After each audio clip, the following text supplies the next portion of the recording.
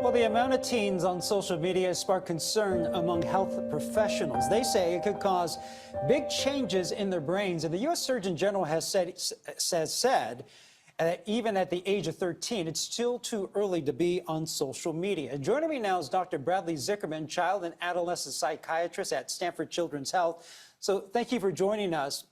Is there an appropriate age range for kids to actually start using social media? So I agree with the Surgeon General's statement. I do have concerns about a 13-year-old having a social media account. There might be some 13-year-olds that are mature enough to maybe handle the responsibilities of it, but in most cases, I don't think that's the case. If you're a parent and you're trying to figure out the right age for your child to maybe have an account, I think there's quite a few questions you need to ask. Among those questions, you really need to think about, do you think that your child might be resilient enough to handle negative online experiences like cyberbullying? Do they understand the importance of privacy and how to protect their information online?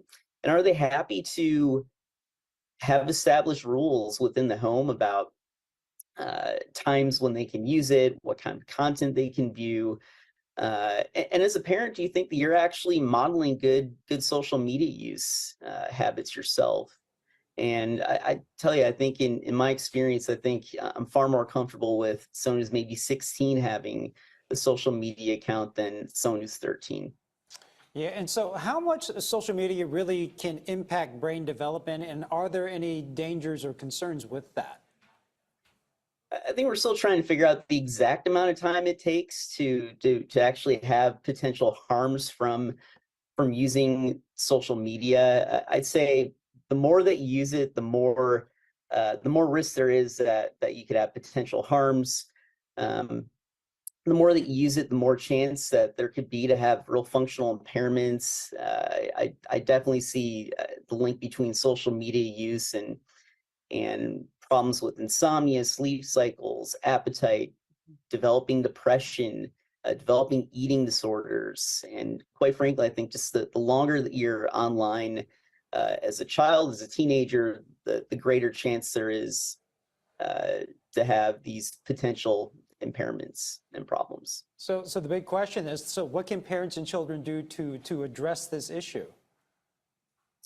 Well, I think it's important to try and set boundaries and rules at a really young age. The families that I work with, I think, have the most success when they might start actually putting together a family media use plan when maybe their child's 6 or 7, even 8 or 9. But I think if you try and make some changes and rules about social media use when you have an older adolescent teenager, it becomes a lot more challenging, and there's going to be a lot more conflict within the home. And I think parents need to understand the potential pitfalls of social media use.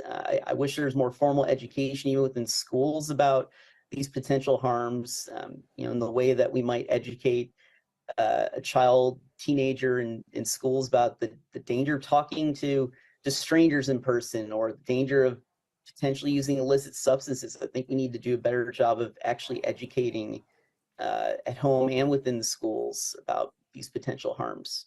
And doctor, you talked about cyberbullying, and obviously all teens and all children are vulnerable to this, but I had a more specific question. What challenges do LGBTQ kids go through on social media?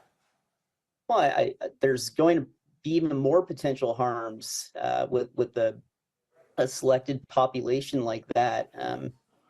LGBTQ teenagers, just in general, are going to face more potential issues with bullying and certainly cyberbullying. So I certainly have even more of a concern with that population. All right, well, thank you very much. It's always good information. Dr. Bradley Zicherman with Stanford Children's Health, thank you for joining us.